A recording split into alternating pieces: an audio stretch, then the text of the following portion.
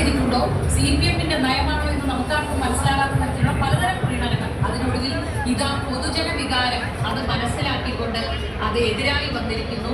ആ മറുവശത്ത് നിന്നിരുന്നത് VD സതീശൻ നടത്തുന്ന ജാതി സമുദായ വിരുദ്ധ പ്രസ്താവനകളായിരുന്നു.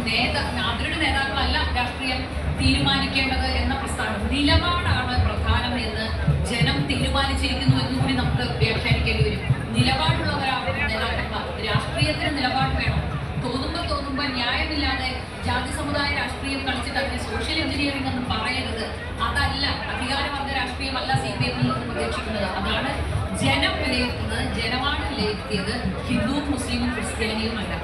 പലപ്പോഴും പറയാറുണ്ട് ഇടതുപക്ഷ പ്രവർത്തകരോട്, ഇതാണ് കേരളം, മുഹമ്മദ് ഇസ്ലാമിനെ കൊച്ചിയിൽ മത്സരിപ്പിക്കാൻ ധൈര്യം കാട്ടി ഇവിടുത്തെ ജനങ്ങൾ തെരഞ്ഞെടുക്കുകയും ചെയ്തതാണ് കേരളം. തവനൂരിൽ BJP എന്ന് പറയുന്ന സ്ഥാനാർത്ഥിയെ മത്സരിപ്പിക്കാനും ലീഗിന്റെ മറ്റു സ്ഥാനാർത്ഥികളെക്കാട്ടിലും ഭൂരിപക്ഷത്തോടെ വിജയിപ്പിക്കാനും കഴിയുന്നത് കൂടിയാണ് കേരളം.